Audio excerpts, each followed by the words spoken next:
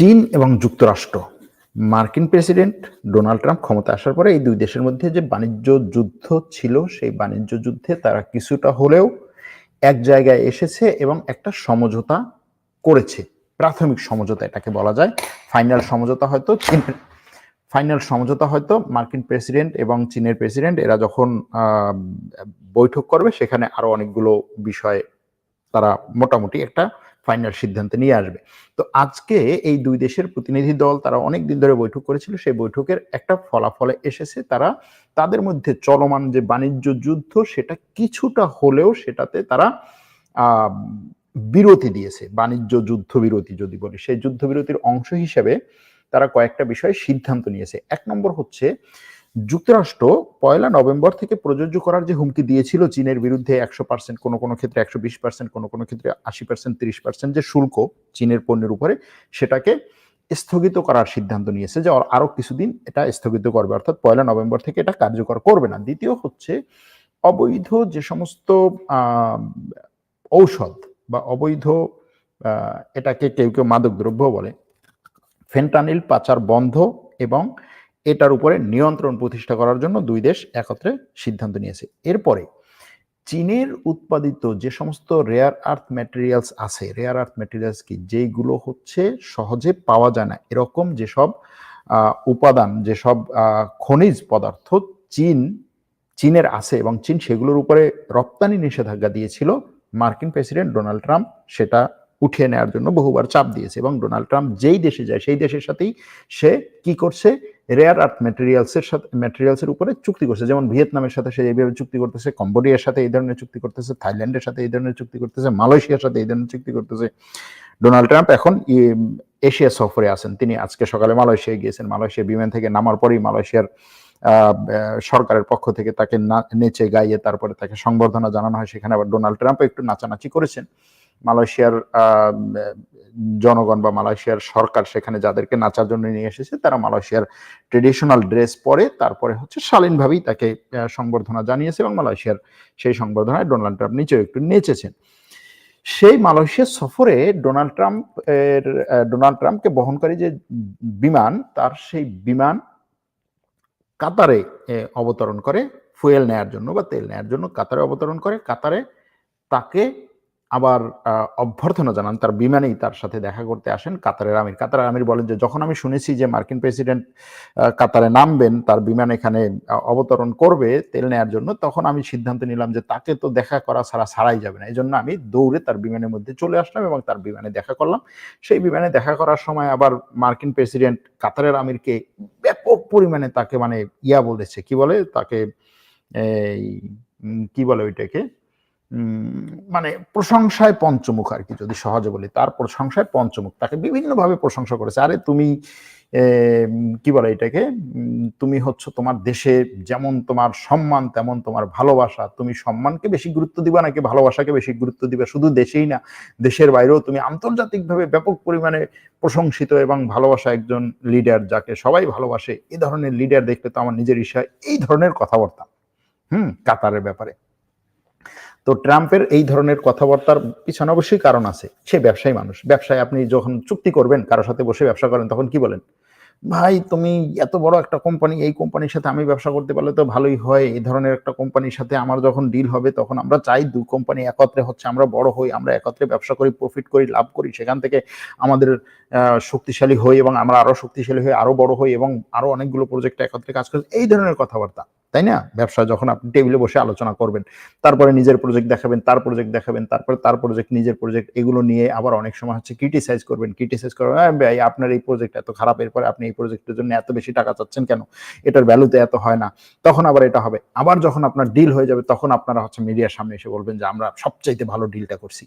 তো ট্রাম্পের এই যে আন্তর্জাতিকভাবে বিভিন্ন নেতাদের সাথে যে সমস্ত বক্তব্য, তাদেরকে অনেক সময় ক্রিটিসাইজ করে, অনেক সময় তাদেরকে হচ্ছে প্রশংসা করে, এর পিছনের কারণ হচ্ছে এইগুলো। সে যার কাছ থেকে যত ভালোভাবে আদায় করে নিতে পারে, তাকে সে তত বেশি প্রশংসা করে। যার কাছ থেকে সে আদায় করতে পারে না, তখন সে ওই ডিল নিয়ে সমালোচনা করে, এটা সেটা করে, আবার আদায় করতে নিতে পারলে তখন সে তাকে প্রশংসা করে। এরকম একটা ব্যাপার। যাই হোক, তো ট্রাম্প মালয়েশিয়ার সাথেও চুক্তি করেছেন। মালয়েশিয়ার পরে তিনি যাবেন হচ্ছে দক্ষিণ কোরিয়া, সেখানে খুব সম্ভবত উত্তর কোরিয়া, সেখানে না হলেও এই সফরে উত্তর কোরিয়ার নেতার সাথেও তার একটা বৈঠক হওয়ার কথা আছে। এরপরে তার চীনের রাষ্ট্রপ্রধানের সাথে বৈঠক হবে। সেই বৈঠকটা অনেক গুরুত্বপূর্ণ। ইতিমধ্যে তার সাথে রাশিয়ার রাষ্ট্রপতি ভ্লাদিমির পুতিনের একটা বৈঠক হওয়ার কথা ছিল, এবং তিনি বলছেন কি যে পুতিনের সাথে আমি বৈঠকটা বাতিল করে দিয়েছি। এটা নিয়ে কালকে কথা বলছিলাম কিছুটা, যে পুতিনের সাথে বৈঠক বাতিল করে দিয়েছি। পুতিনের পক্ষ থেকে কি বলে যে বৈঠকের কোনো আলোচনাই হয় না, যে বৈঠকের কোনো ফাইনাল সিদ্ধান্ত নেই, তো সেই বৈঠক বাতিল করার কি আছে? বৈঠকের কথা চলছে, কিন্তু বৈঠক হবে কিনা, কিভাবে হবে, সেটার ফ্রেমওয়ার্ক কি, এগুলো কোনো কিছুই হয় না, সে বৈঠক বাতিল করে দিয়েছে। এটা আসলে ভুল কথা। তবে এই বৈঠকের নিয়ে আলোচনা চলছে, দুই দেশের রাষ্ট্রপ্রধান যে বৈঠক করবেন এবং সেই বৈঠকে তারা ইউক্রেন যুদ্ধ বন্ধের জন্য একটা ফাইনাল একটা সিদ্ধান্তে আসতে চাচ্ছেন, এরকম একটা বিষয় আছে। রাশিয়ার পক্ষ থেকে বারবার বলা হচ্ছে যে ভাই বৈঠক করলে তার বৈঠক করার জন্য করা যায়, কিন্তু বৈঠক করার আগে আমাদের আসলে সিদ্ধান্ত নেওয়া দরকার, আমরা এই বৈঠকে কি কি কাজ করব এবং ফাইনাল সিদ্ধান্ত কি হবে। আমাদের এরকম সময় দুই রাষ্ট্রপ্রধানের যেভাবে সময় আছে বা সময় যেভাবে যাচ্ছে তাতে এটা করা ঠিক হবে না। যাই হোক, এখন এই চীন এবং আমেরিকার মধ্যে যে বাণিজ্য যুদ্ধ, সেই বাণিজ্য যুদ্ধের যে বিষয়টা, সেটাতে আবার ফিরে আসি। সেটা হচ্ছে যে উভয় দেশ বর্তমান যে একে অপরের শুল্ক বিরোধী অবস্থান, সেই অবস্থানকে অস্থায়ীভাবে স্থগিত করেছে, এবং সেই স্থগিত করার যে সময়টা, অর্থাৎ তারা 1 নভেম্বর থেকে যে একে অপরের উপরে শুল্ক আরোপ করার যে হুমকিটা দিয়েছিল, সেটা 1 নভেম্বর থেকে তারা খুব সম্ভবত ডিসেম্বর, এই জানুয়ারির পর্যন্ত নিয়ে যাবে, বা ডিসেম্বরের শেষ মাসটা বা শেষ তারিখ পর্যন্ত নিয়ে যাওয়ার চিন্তা ভাবনা করছে। এতে যুক্তরাষ্ট্রের 30% শুল্ক এবং আরো কিছু শুল্ক আছে, চীন 10 থেকে 125% যে সমস্ত শুল্ক একে অপর উপর দিয়েছে, সেগুলো স্থগিত করা হবে। এর লক্ষ্য হচ্ছে 10ই এবছরের যে ডিসেম্বর পর্যন্ত খুব সম্ভবত তারা এটা বাড়াতে চাচ্ছে। এরপরে ফেন্টানিলের কথাটা বলছি, তারপরে হচ্ছে রেয়ার আর্থ ম্যাটেরিয়ালস, যেমন নিওডিমিয়াম, তারপরে হচ্ছে ডিসপ্রোসিয়াম, এই ধরনের যে রেয়ার আর্থ ম্যাটেরিয়ালস, এগুলোর উপরে যে চীন রপ্তানি নিষেধাজ্ঞা দিয়েছিল, কোম্পানিগুলোকে বলছে এই আমার কথা ছাড়া তুমি কোথাও রপ্তানি করতে পারবে না। চীন বলছে এগুলোর উপরে আমি কিছুটা বিধিনিষেধ শিথিল করব, যে শিথিলের কারণে যুক্তরাষ্ট্রে এই জিনিসগুলো কিছুটা হলেও রপ্তানি করতে পারে। আবার যুক্তরাষ্ট্র এটার বিপরীতে বলছে যে তাহলে আমি চীনের কাছে আমার যে যুক্তরাষ্ট্রের যে সমস্ত কোম্পানি চিপ তৈরি করে, যেমন বলেন এনভিডিয়া যে চিপগুলো তৈরি করে, সেই চিপ চীনের কাছে বা চীনের কোম্পানিগুলোর কাছে বিক্রি করার ক্ষেত্রে যে নিষেধাজ্ঞা দিয়েছিল সেটাও সে শিথিল করবে। এরপরে হচ্ছে এই যে জাহাজ চলাচলের খরচ এবং এর লজিস্টিক, এই সম্পর্কিত কিন্তু একে অপরের উপরে বিভিন্ন ধরনের নিষেধাজ্ঞা দিয়েছিল, এবং সেক্ষেত্রে শুল্ক বাড়িয়েছিল একে অপরে, সেই শুল্ক কমানোর উপরে সমঝোতা হয়েছে। অর্থাৎ সর্বোপরি যেটা বলা যায় যে দুই দেশের রাষ্ট্রপ্রধান যখন এক জায়গায় আসবেন, তখন তারা যেন একটা সমঝোতা চুক্তি করতে পারেন, সেটা নিয়ে এই বাণিজ্য ফ্রেমওয়ার্ক তৈরির একটা নীতিগত সিদ্ধান্ত আজকে নেওয়া হয়েছে। এই নীতিগত সিদ্ধান্তে যেটা হবে সেটা হচ্ছে কি, বিশ্বের বিভিন্ন দেশ এই দুই দেশের বাণিজ্য যুদ্ধের কারণে তাদের যে অতিরিক্ত খরচ করা লাগছে, অতিরিক্ত শুল্ক দেয়া লাগছে, অতিরিক্ত ধরুন জাহাজ পরিবহনের জন্য অতিরিক্ত খরচ দেয়া লাগছে, এটা কিছুটা হচ্ছে অল্প কিছু সময়ের জন্য হলেও কমবে। কিন্তু যেটা হওয়া উচিত সেটা হচ্ছে এটা পুরোপুরি বাতিল হয়ে যাওয়া উচিত, যে নতুন এই যে যুদ্ধ, এই যুদ্ধ আসলে পুরোপুরি মানে একটা শান্তি প্রক্রিয়া আসা দরকার। এটা হলে বিশ্বের বিভিন্ন দেশের সুবিধা হবে। এখন এর বাইরে আরো অনেকগুলো ঘটনা ঘটছে, যেমন ধরুন ইউক্রেন রাশিয়া যুদ্ধ তো চলছেই, এর মধ্যে ইউক্রেনের পার্শ্ববর্তী দেশ, যেই দেশটি ইউরোপ এবং আমেরিকা বা ন্যাটোর হয়ে সবচেয়ে বেশি সাপোর্ট দেয় ইউক্রেনকে, সেই দেশ পোল্যান্ডের প্রধানমন্ত্রী ডোনাল্ড টাস্ক, তিনি আজকে বলেছেন যে আমি মনে করি ইউক্রেন আরো 2-3 বছর যুদ্ধ করার প্রস্তুতি নিচ্ছে এবং তারা যুদ্ধ করতে পারবে, যুদ্ধ করার সক্ষমতা তাদের আছে। ইউক্রেনের রাষ্ট্রপতি জেলেনস্কি আমাকে এই কথা বলেছেন, এটা তিনি আজকে বলেছেন। তার মানে হচ্ছে এটা হতে পারে যে ইউরোপ ইউক্রেনকে আরো 2-3 বছর যুদ্ধ করার প্রস্তুতি নিতে বলছে, যে ভাই এখানে যুদ্ধবিরতি হবে না এরকম। আর দ্বিতীয় হচ্ছে রাশিয়ার সাথে আমেরিকা যে একটা দুই দেশের নেতারা একত্রে এসে যে এই যুদ্ধ নিয়ে একটা যুদ্ধবিরতি চিন্তা ভাবনা করছে, সেখানে হয়তোবা ইউক্রেন যেন এই আলোচনার টেবিলে একটু শক্তিশালী হতে পারে যে, এই মেয়া তুমি যদি আমার কথা না শোনো, না আমার চুক্তিগুলো যদি না মানো, আমার শর্তগুলো যদি না মানো, অসুবিধা নেই, আমি আরো 2-3 বছর যুদ্ধ করবো, এটা তো তোমরা জানোই যে আমি এটার জন্য প্রস্তুতি নিচ্ছি, সেটাও হতে পারে। এখন এই যে ইউক্রেন রাশিয়ার মধ্যে আক্রমণ করে, রাশিয়ার ইউক্রেনের মধ্যে আক্রমণ করে, ইউক্রেন রাশিয়ার মধ্যে আক্রমণ করার অনুমতি পেয়েছে কিনা? ইউক্রেন রাশিয়ার মধ্যে আক্রমণ করার অনুমতি বহু আগেই পেয়েছে এবং রাশিয়ার মধ্যে আক্রমণ কিন্তু করছে, করেই যাচ্ছে ইউক্রেন, সেটাতে কিন্তু কোনো অবস্থা, মানে সেটাতে কোনো ধরনের নিষেধাজ্ঞা এখনো পর্যন্ত নেই। আসিয়ান জোটের কথা বলছেন একজনে, যে আসিয়ান জোট সম্পর্কে বলেন, আজকে আসিয়ানের সম্মেলন শুরু হয়েছে মালয়েশিয়াতে। আসিয়ান দেশগুলো সাউথ ইস্ট এশিয়া বা দক্ষিণ পূর্ব এশিয়ার যে দেশগুলো, সেই দেশগুলো একত্রে, 10টি দেশ একত্রে এসে একটা জোট গঠন করেছে। তাদের এই জোটের আসলে মূল জিনিসটা ছিল হচ্ছে অর্থনীতি, যে তারা অর্থনৈতিকভাবে একে অপরকে সাপোর্ট দেবে, যে কারণে এই সমস্ত জোটভুক্ত দেশগুলোর রাজনৈতিক অভ্যন্তরীণ ব্যাপারে কেউ নাক গলায় না। যেমন এই আসিয়ানভুক্ত দেশ হওয়ার পরেও মিয়ানমারের যে পরিমাণ হচ্ছে মিয়ানমার মুসলিম নিধন করেছে এবং মিয়ানমারের বিদ্রোহীদের উপরে সামরিক সরকার যে পরিমাণ আগ্রাসন চালিয়েছে বা সেখানে যে যুদ্ধ, সেখানে যে গৃহযুদ্ধ চলছে, এটা নিয়ে কিন্তু আসিয়ানের তেমন বড় ধরনের কোনো পদক্ষেপ নেই। অর্থাৎ এত মানুষ হত্যার পরেও কিন্তু মিয়ানমারের এই যে সামরিক জান্তা, তাকে আসিয়ানের সম্মেলনে যোগ দেওয়ার অনুমতি দেয় আসিয়ান। অর্থাৎ আসিয়ান কোনো রাজনৈতিক বা সামরিক পদক্ষেপ নেয় না। এবং এই অর্থনৈতিক পদক্ষেপ নেয়ার কারণে আসিয়ান এই অঞ্চলে একটা বড় অর্থনৈতিক জোট হিসেবে দাঁড়িয়েছে, যে কারণে বিভিন্ন দেশ এখন আসিয়ানের সাথে এই অর্থনৈতিক শক্তিতে যুক্ত হতে চায়।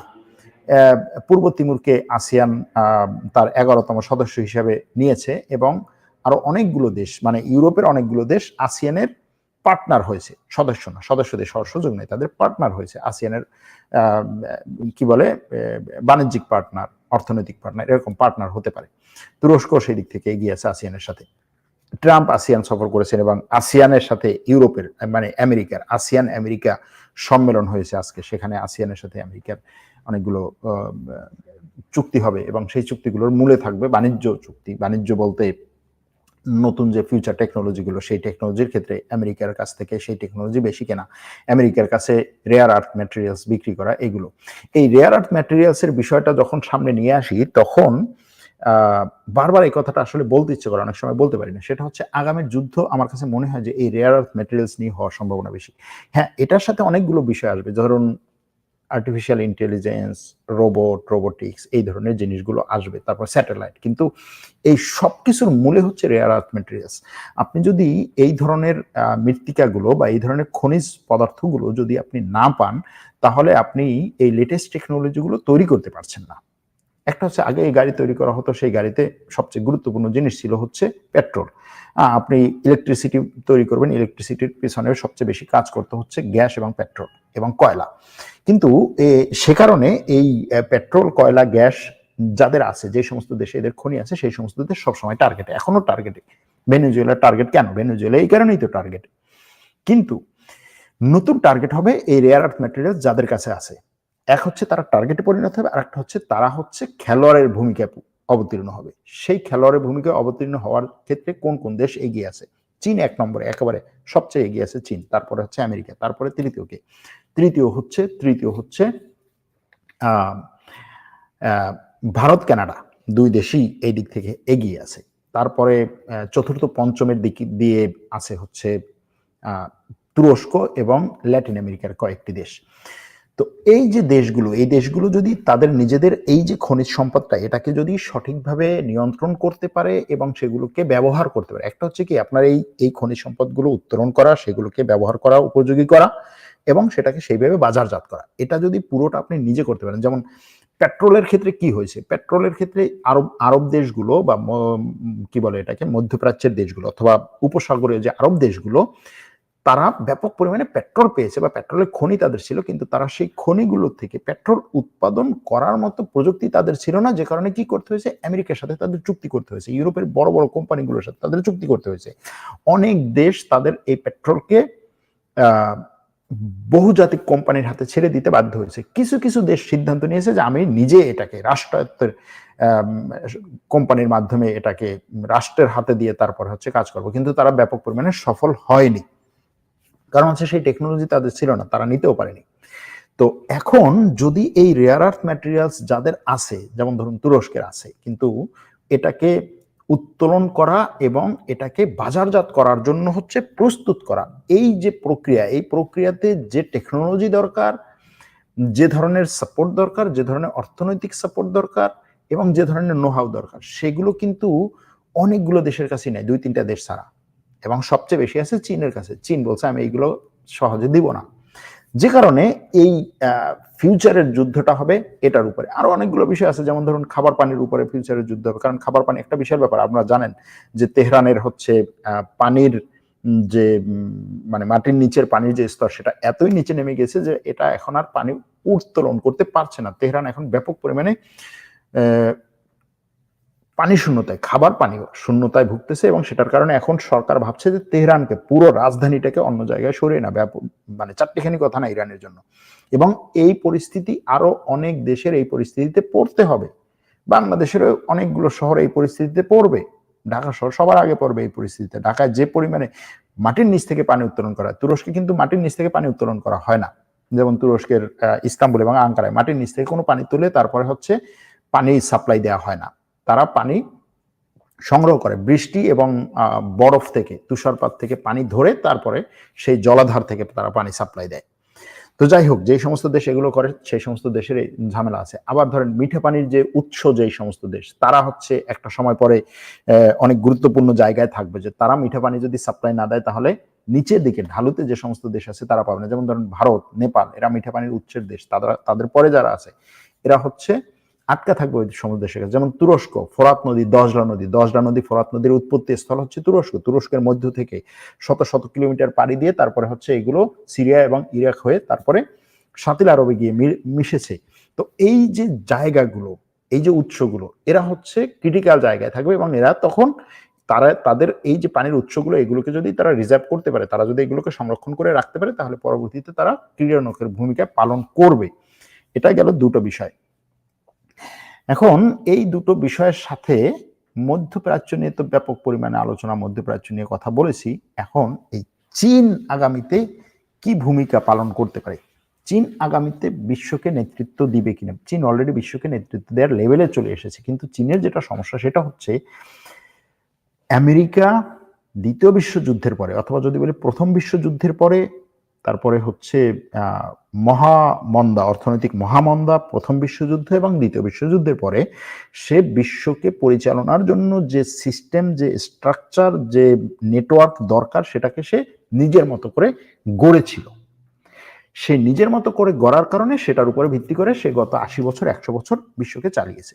চীন এখনো পর্যন্ত সেই নেটওয়ার্ক করতে পারেনি। চীন যে নেটওয়ার্কটা করছে সেটা হচ্ছে সে রোড অ্যান্ড বেল্ট ইনিশিয়েটিভের মাধ্যমে সে মোটামুটি গরিব দেশগুলোকে একটা তার এই জালের মধ্যে নিয়ে এসেছে, মোটামুটি, পুরোপুরি এখনো হয়নি। এরপরে হচ্ছে সে রোবোটিক্স টেকনোলজি এবং এআই টেকনোলজি, আর হচ্ছে আন্তর্জাতিক যে পণ্য সরবরাহ অর্থাৎ উৎপাদন, বিশ্বের খাদ্য উৎপাদনের ভান্ডার হচ্ছে চীন, সেই জায়গায় সে চলে এসেছে। সুতরাং আমরা বলতে পারি যে আমেরিকা যেই স্টাইলে গত 80 বছর বা 100 বছর বিশ্বকে কন্ট্রোল করেছে বা বিশ্বকে হচ্ছে গ্রাস করেছে, চীন সেই স্টাইলে না, চীন কিছুটা ভিন্ন স্টাইল আগাচ্ছে, কিন্তু সেও বিশ্বকে কন্ট্রোল করার লেভেলে যাচ্ছে, এবং এটা খুব বেশি দূরে নয়। এর কারণ হচ্ছে আমেরিকা একা কিন্তু বিশ্বকে কন্ট্রোল করেনি, সে বিশাল একটা শক্তি নিয়েছিল। তার এই যে শক্তি বা তার এই ধরেন বড় একটা দানব, সেই দানবের যে কন্টিনিউয়াসলি অনবরত তাকে যে রক্ত দিতে হয়, সেই রক্তটা দিত কে? দুটো জায়গা। সেই রক্তটা একটা হচ্ছে ইউরোপ, আরেকটা হচ্ছে মধ্যপ্রাচ্য আর ছোট ছোট দেশগুলো। তো ছোট ছোট দেশগুলোকে সে অলরেডি হাতছাড়া হয়ে যাচ্ছে তার কাছ থেকে। মধ্যপ্রাচ্য এখন প্রায় হাতছাড়ার মতো। এই জন্যই এখন আমেরিকার রাষ্ট্রপতি বারবার বলছে যে আমি আরব দেশগুলোকে এই ওয়াদা দিছি, সেই ওয়াদা দিছি, এই ইসরায়েল তুমি এটা করো না, ওটা করো না, কারণ সেখান থেকে তার ব্যাপক পরিমাণে একটা অর্থ যায়, যেই অর্থ না পেলে আমেরিকার অর্থনীতি দাঁড়াতে পারবে না। এমনকি এখনো এই মধ্যপ্রাচ্যের অর্থের উপরে সে নির্ভর করে, কিন্তু মানে নিশ্চিত না, সে নিশ্চিত না, সে কিন্তু এখন মাথা ঠান্ডা করে ঘুমাতে পারে না। কারণ তার যে পরিমাণে অর্থনৈতিক ঋণ এবং দেশের মধ্যে যে পরিমাণে তার অর্থনৈতিক সমস্যা, সেটা দেখা যায় না। কিসের জন্য জানেন? এটাকে আমি এভাবে তুলনা করি। একজন গরিব মানুষ বাংলাদেশের ধরেন একেবারে গ্রামের একজন গরিব মানুষ যার ঘর হচ্ছে মানে খড়কুটো দিয়ে তৈরি। কারণ সেই গরিব মানুষের ঘরে যখন ধাক্কা লাগে বা তার পোশাক-আশাক ছেঁড়া কাপড় বা লুঙ্গি পরা, তো তার যখন অর্থনৈতিক ধাক্কাটা আসে তখন সেটা অল্প সময়ের মধ্যে স্পষ্ট হয়ে যায়। কিন্তু ওই গ্রামেই ধরেন একজন চেয়ারম্যান, তার ঘর বাড়ি অনেক কিছু সবকিছু সুন্দর। কিন্তু তার অর্থনৈতিক ধাক্কাটা কিন্তু বাইরে স্পষ্ট হয় না। সে যদি নিজের ঘরে ওই গরিব যা খায় সেই খাবারও খায়, তারপরও সে বাইরে আসলে কি করবে? সে প্যান্ট শার্ট পরবে, সুটেড বুটেড হিসেবে বাইরে নামবে।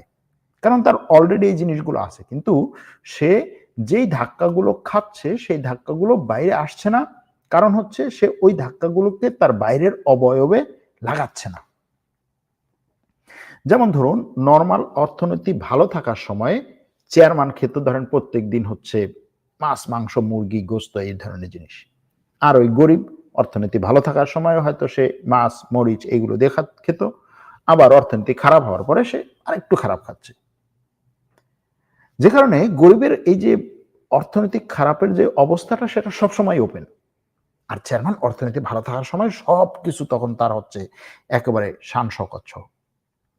তার শোয়ার বিছানার চাদর ধরুন, বিছানার চাদর, বালিশের কভার এগুলো প্রত্যেকদিন নতুন, নতুন জিনিস। কিন্তু তার অর্থনৈতিক খারাপ হয়ে গেলে সে কি করে? ওগুলোতে আস্তে, আস্তে টান পড়ে। সে বিছানার চাদর প্রতিনিয়ত এখন আর ধুতে পারে না বা প্রত্যেক মাসে, মাসে পরিবর্তন করে না। এখন এই যে অর্থনৈতিক সমস্যাটা আমেরিকার আছে, এটা আমরা ফিল করি না বা এটা হয় না কারণ হচ্ছে তার ১০০ বছর ধরে চলে আসা একটা সিস্টেম। কিন্তু সেই সিস্টেম যে এখন পারছে না এটা আমেরিকার পক্ষ থেকেও বলা হচ্ছে, আমেরিকার বাইরের থেকেও বলা হচ্ছে। ইউরোপেও একই অবস্থা। এবং অর্থনীতির মানে অর্থের বা সম্পদের একটা নিয়ম আছে। সম্পদের নিয়মটা হচ্ছে সে স্থান পরিবর্তন করে এবং সে সবসময় নিরাপদ স্থানে যেতে চায়। সে সবসময় নিরাপদ স্থানে যেতে চায়। এটা হচ্ছে সম্পদের মানে এটাকে আপনি একটা বড় একটা মার্বেল বল, বিশাল একটা মার্বেল বলের মতো তুলনা করতে পারেন যে সে ঘুরতেছে। সে ঘুরবে, ঘুরতে, ঘুরতে সে যেখানে হচ্ছে নিরাপদ জায়গা পাবে সেখানে সে এই বিশাল একটা ওজনওয়ালা বলটা সেখানে থামবে। সে একটা সময় ভারতীয় উপমহাদেশে ছিল। সেই ধরুন একেবারে ব্রিটিশরা আসার আগে অর্থনীতির কেন্দ্রবিন্দু ছিল। সবাই এখানে আসতো। সেই ভারতীয় উপমহাদেশ থেকে এটা আস্তে, আস্তে, আস্তে, আস্তে গিয়েছে কোথায়? ধরুন অটোমানদের এই এলাকাতে। হুম? তারপরে এখান থেকে গিয়েছে ইউরোপে, ইউরোপ থেকে গিয়েছে আমেরিকায়, আমেরিকা থেকে এসেছে মধ্যপ্রাচ্যে, মধ্যপ্রাচ্য থেকে এখন সে গড়াতে, গড়াতে যাচ্ছে আবার রাশিয়া এই ইসের দিকে কি বলে? এই চীনের দিকে। এবং খুব সম্ভবত সেখানে গিয়েও কিছুদিন থাকবে। মনে করেন ৫০ বছর বা এরকম একটা সময়। এই যে অর্থনীতির বলের যে গড়ানোটা, এই গড়ানোটা আপনি যদি ফলো করেন তাহলে দেখবেন যে ইউরোপ এবং আমেরিকা থেকে অর্থনীতি আস্তে, আস্তে সম্পদগুলো আস্তে, আস্তে ওদিকে যাচ্ছে। এবং এই যে বড়, বড় কোম্পানিগুলো তারাও কিন্তু ওদিকে সরে যাবে বা সরে যাচ্ছে অলরেডি। এবং সেই ভিত্তিক হচ্ছে একটা সময় পরে দেখা যাবে যে আসলে ইংরেজির প্রতি মানুষের আর অতটা আগ্রহ থাকবে না। চীনের ভাষা শিখতে চাইবে আরো বেশি। চীনের ভাষা শিখতে চাইবে। অথবা এখন যেভাবে হচ্ছে এআই টেকনোলজি আসছে ভাষার গুরুত্বটা আস্তে, আস্তে কমে যাচ্ছে। হুম? যাই হোক ওই আলোচনায় গেলাম। এশিয়ার সফরে ট্রাম্পের কোনো উদ্দেশ্য আছে নাকি প্রশ্ন করেছেন, সেটার কথা বলেছি। ভাই তুরস্কে ভ্রমণ ভিসা সহ যাওয়া আসা ৭ দিন থাকা খাওয়ার খরচ কেমন হবে? ভ্রমণ ভিসা আপনি পান পরে আমার সাথে যোগাযোগ করেন, আমি বলবনে। ডোনাল্ড ট্রাম্প কি চীনের প্রেসিডেন্টের সাথে বৈঠক করবেন? হ্যাঁ, ডোনাল্ড ট্রাম্প চীনের প্রেসিডেন্টের সাথে বৈঠক করবেন। এই বৈঠকটা মোটামুটি বৈঠকের ক্ষণ, তারিখ, স্থান সব নির্ধারণ করা হয়ে গেছে। সিরিয়া বর্তমান তুরস্কের সামরিক শক্তি এবং কৌশলগত অবস্থান নিয়ে কিছু বললে খুশি হতাম। আজকে বলতে পারবো না। চীন কি আমেরিকার পাশে দাঁড়াবে? পাশে দাঁড়াবে না। এটা হচ্ছে পাশে দাঁড়ানো, আমেরিকার পাশে দাঁড়ানো না। চীনের স্বার্থে চীন আমেরিকার সাথে চুক্তি করবে, আমেরিকার সাথে আমেরিকা চীনের সাথে চুক্তি করবে আমেরিকার স্বার্থে। কারণ এখানে সবার স্বার্থ জড়িত। আপনি যখন বড় অর্থনীতি হবেন, আপনি সরাসরি বড় ধরনের সংখ্যা চাইবেন না। আপনি আরো সামনে আগাতে চাইবেন। সুতরাং চীন সেটা চাইছে। একদিন বাংলাদেশ সমরাস্ত্রের অগ্রগতি নিয়ে কথা বলবেন। চাট্টুবাক্য পটু ট্রাম্প। ডোনাল্ড ট্রাম্পের মাথায় কি কোনো সমস্যা আছে নাকি? ডোনাল্ড ট্রাম্পের মাথায় কোনো সমস্যা নাই এবং সে আমেরিকার জন্যই কাজ করে, এটা বলতে হবে। সে আমেরিকার জন্যই কাজ করে, কিন্তু সে অনেকটা হচ্ছে ওপেনলি সবকিছু বলতে এবং করতে চায়, যেটা আমেরিকার রাষ্ট্র পরিচালনার যে নীতি সেটার সাথে যায় না আর কি। মালয়েশিয়া থেকে দেখছি, আপনার দেশেই তো ট্রাম্প আছে। ট্রাম্প মানেই এখন বিশ্ব বিনোদন, এটা বাস্তব কথা যে ট্রাম্প মানে বিশ্ব বিনোদন, সে বিনোদন দিয়ে এবং বিনোদন নিয়ে ভালো আনন্দ পেতে চায় বা পেতে পছন্দ করে। আমেরিকা উত্তর কোরিয়া যুদ্ধ বাঁধলে কে জিতবে? আমেরিকা উত্তর কোরিয়া যুদ্ধ বাঁধলে কে জিতবে? কে জিতবে এটা আসলে বলা সম্ভব না। শোনেন, এইটা এই ধরনের প্রশ্নের কোনো ভ্যালু নেই। আমেরিকা আর হচ্ছে ভিয়েতনাম যুদ্ধ বাঁধলে কে জিততো? বা আমেরিকা আফগানিস্তান যুদ্ধ বাঁধলে কে জিতবে? এই প্রশ্ন যদি যুদ্ধের আগে বলা হতো অথবা যুদ্ধের মাঝামাঝি সময় বলা হতো, তাহলে তো এটার উত্তর পাওয়া যেত না। ২০ বছর পরে এসে আমরা এখন বলতেছি যে আমেরিকা সেখানে হেরে গেছে। ২০ বছর পরে এসে। এখন আপনি যুদ্ধটাকে যদি ১ বছরের সময়ের মধ্যে হিসাব করেন তাহলে দেখবেন যে আফগানিস্তান হেরে গেছে। ২ বছরে যদি চিন্তা করেন আফগানিস্তান হেরে গেছে। ১০ বছর পরে যদি চিন্তা করেন তাহলে দেখবেন যুদ্ধের ২ পক্ষ সমান, সমান। ২০ বছর পরে এসে দেখতেছেন যে আফগানিস্তানে আমেরিকা হেরে গেছে। আগামী ৩০ সালের মধ্যে কি হতে পারে? আগামী ৩০ সালের মধ্যে অনেক কিছু হতে পারে। আগামী ৩০ সালের মধ্যে যুদ্ধ হতে পারে, আগামী ৩০ সালের মধ্যে ভূমিকম্প হতে পারে, আগামী ৩০ সালের মধ্যে বড় ধরনের একটা বিশ্বযুদ্ধ হতে পারে, আগামী ৩০ সালের মধ্যে স্যাটেলাইট যুদ্ধ হতে পারে, অনেক কিছু হতে পারে।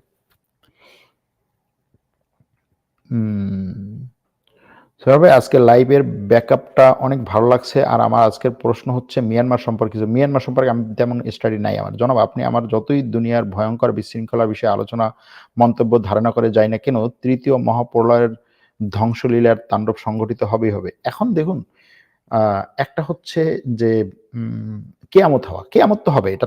এটা তো মানে একেবারে অবশ্যম্ভাবী একটা জিনিস। এটা তো হবেই। এখন আজ হবে, কাল হবে, ১০০ বছর পরে হবে, ২০০ বছর পরে হবে, ৩০ বছর পরে হবে, ৫০ বছর পরে হবে। আপনি আমি কেউই জানি না। সেটা একটা জিনিস।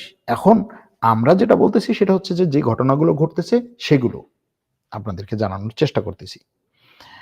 ডোনাল্ড ট্রাম্প চীনের উপর থেকে শুল্ক কমাবে। চীনের উপর থেকে শুল্ক তার কমাতেই হবে। এছাড়া কোনো উপায় নেই। ভেনেজুয়েলা কি পদক্ষেপ নিচ্ছে ট্রাম্পের আগ্রাসনের বিরুদ্ধে? ট্রাম্পের আগ্রাসনের বিরুদ্ধে ভেনেজুয়েলা বারবার বলছে যে আমি আসলে যুদ্ধ চাই না, আমি শান্তি চাই, শান্তির জন্য আসো, আলোচনা করি। কিন্তু আমেরিকা বলছে যে না, আমি এখানে আসলে শান্তির চেয়ে বড় জিনিস হচ্ছে ভেনেজুয়েলার সরকার আমার পরিবর্তন করতেই হবে। এরকম একটা পরিস্থিতি। দেখা যাক কি হয়। অনেকবার বহুবার এটা চেষ্টা করেছে আমেরিকা, পারে নাই। এখন দেখা যাক এবার কি করতে পারে। চীন থেকে যুদ্ধবিমান কেনা নিয়ে আমিরাল কথা বলেছে। এটা নিয়ে কোন আমিরাল কথা বলছে আমি জানি না। আসিয়ানে বাংলাদেশের সম্ভাবনা কি? বাংলাদেশের আসলে আসিয়ানে ঢোকার সরাসরি কোনো সম্ভাবনা নাই। তবে আসিয়ানের শক্তিশালী একটা পার্টনার বাংলাদেশ হতে পারে। ক্রিপ্টো সম্পর্কে বলেন স্যার। আমেরিকা দেওয়া নিষেধাজ্ঞা রাশিয়া কতটুকু ক্ষতি হবে? বহু ক্ষতি হয়েছে এবং আরো অনেক ক্ষতি হবে। কিন্তু এর মানে এটা নয় যে রাশিয়া হচ্ছে একেবারে এই নিষেধাজ্ঞায় শেষ হয়ে যাবে। আমি আপনার সব ভিডিও দেখি, তবে হয়তো অনেক সময় দেখি, পরে দেখি, কমেন্ট করি না, কিন্তু আপনার সাড়া পাই না। কমেন্ট করি কিন্তু আপনার সাড়া পাই না। আনোয়ার হোসেন বলছেন সাড়া পেলেন। রাশিয়ার সাবমেরিন শক্তি সম্পর্কে একটু বলুন। আসলে রাশিয়ার সাবমেরিন শক্তির চেয়ে আজকে রাশিয়া তার একটা নতুন পাল্লার একটা ব্যালিস্টিক মিসাইল, পরমাণু শক্তি দিয়ে পরিচালিত একটা ব্যালিস্টিক মিসাইল সে নিয়ে এসেছে, যেটা হচ্ছে প্রায় ১৫ ঘন্টা ব্যালিস্টিক মিসাইলের ইয়াটা হচ্ছে, সে ১৫ ঘন্টা হচ্ছে ইসে থাকবে, কি বলে, আকাশে উঠতে পারবে। এবং এই ক্ষেত্রে তার পাল্লা হবে ব্যাপক, মানে সে পুরো বিশ্ব ঘুরে আসতে পারবে। এরকম একটা ব্যালিস্টিক মিসাইল রাশিয়া পরীক্ষা করার ঘোষণা দিয়েছে। এটা হচ্ছে বিশ্বে বিশাল একটা ব্যাপার। হ্যাঁ, এটার কারণ হচ্ছে আমেরিকার এই ধরনের মিসাইল নাই এবং রাশিয়া এই যুদ্ধ চলাকালীন সময়ে এই মিসাইলের যে ঘোষণা দিয়েছে, এটা আসলে খুব একটা, কি বলে এটাকে, মানে চেঞ্জিং বিষয়।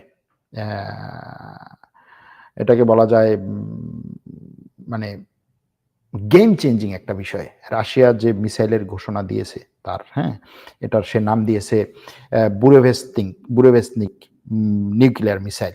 এখন এই যে নিউক্লিয়ার মিসাইলের কথা রাশিয়া বলছে যে এটা ১৪,০০০ কিলোমিটার পর্যন্ত ১৫ ঘন্টা এটা উঠতে পারবে। ১৪,০০০ কিলোমিটার দূরে গিয়ে আক্রমণ করতে পারবে। ১৪,০০০ কিলোমিটার, এক দেশ থেকে আরেক দেশে আপনি দেখেন না, ১৪,০০০ কিলোমিটার দূরে গেলে কোথায় যায়? এবং ১৫ ঘন্টা যদি সে উঠতে পারে, আপনি চিন্তা করতে পারেন যে একটা ব্যালিস্টিক মিসাইল ১৫ ঘন্টা উড়বে। আপনি কি ভাবছেন এটাকে? এটা রাশিয়া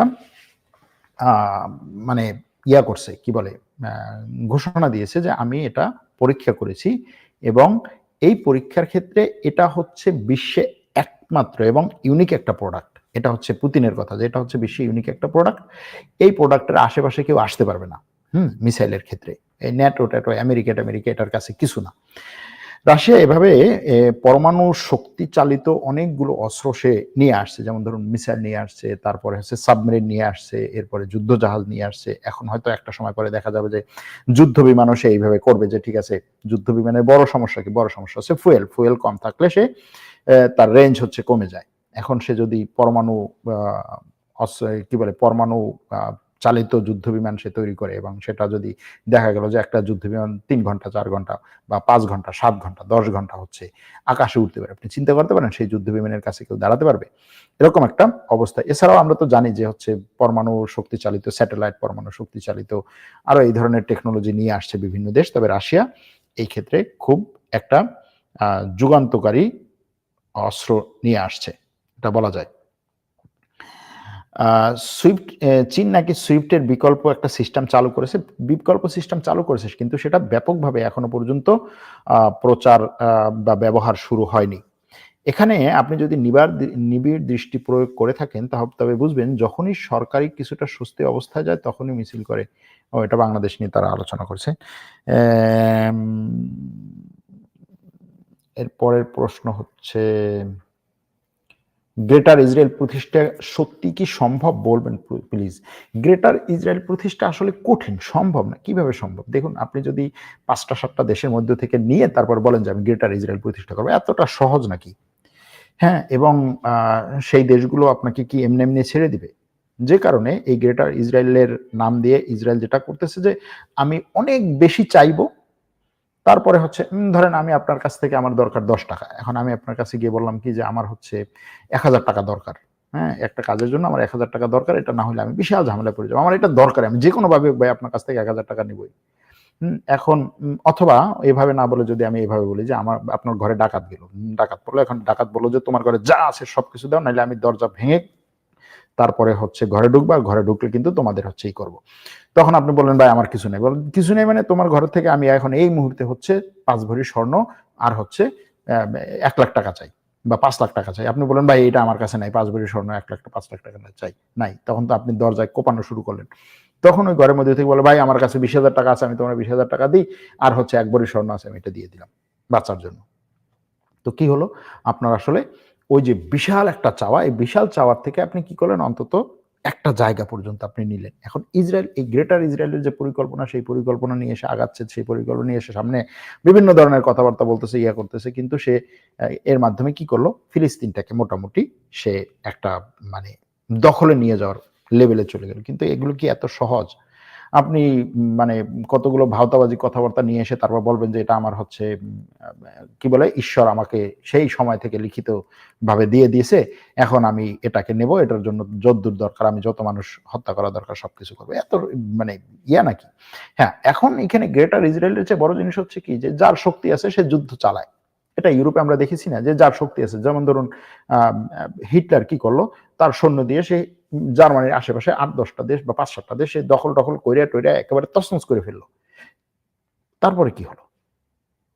বুঝতে পারছেন? আবার ধরেন ব্রিটেন একসময় তার সৈন্য দিয়ে বিশ্বের বিভিন্ন জায়গা দখল করে টরে অমুক কিছু করল। আমেরিকা তার সৈন্য আছে দখল করে টরে এটা সেটা করল। তো এই যাদের সৈন্য আছে, যার শক্তি আছে, সে তখন তার শক্তি খাটিয়ে তারপর হচ্ছে এই ধরনের তাণ্ডবগুলো চালায়। ইসরায়েলও যদি তার শক্তি হয় সেই ধরনের তাণ্ডব চালাবে। আবার এর আশেপাশের দেশগুলো আবার যখন শক্তিশালী হবে, তুরস্ক যদি শক্তিশালী হয়, মিশর যদি শক্তিশালী হয়, ফিলিস্তিনিরা শক্তিশালী হয়, তারপরে হচ্ছে ধরেন সিরিয়া যদি শক্তিশালী হয়, লেবানন যদি শক্তিশালী হয়, আবার দেখবেন যে ইসরায়েলিদেরকে এমন পিটানি শুরু করলো যে ওরা হচ্ছে তখন কাপড় নিয়ে থুইয়া পালাইতে হবে তাদের। এরকম হবে? হতেই হবে। আপনার ভিডিও দেখি অনেকদিন ধরে, কিন্তু লাইভে আসার সুযোগ পেলাম আজ, কারণ মোবাইল ফাংশন তেমন বুঝি না। যাই হোক, সকল প্রশংসা আল্লাহর। Thank you. গাজা শান্তি চুক্তি ভেঙে গাজায় এখনো গণহত্যা চালাচ্ছে। মধ্যস্থতাকারী দেশগুলো কি ভূমিকা জানাবেন? মধ্যস্থতাকারী দেশগুলো কোনো ভূমিকা নেই একই। এইসব জিওপলিটিক্স এর হিসাব নিকাশ শিখতে কি বই আর কি পড়া উচিত? ভাই আমি জানি না কি বই আর কি পড়া উচিত। আমার ভিডিও দেখা উচিত যদি সহজে বলি।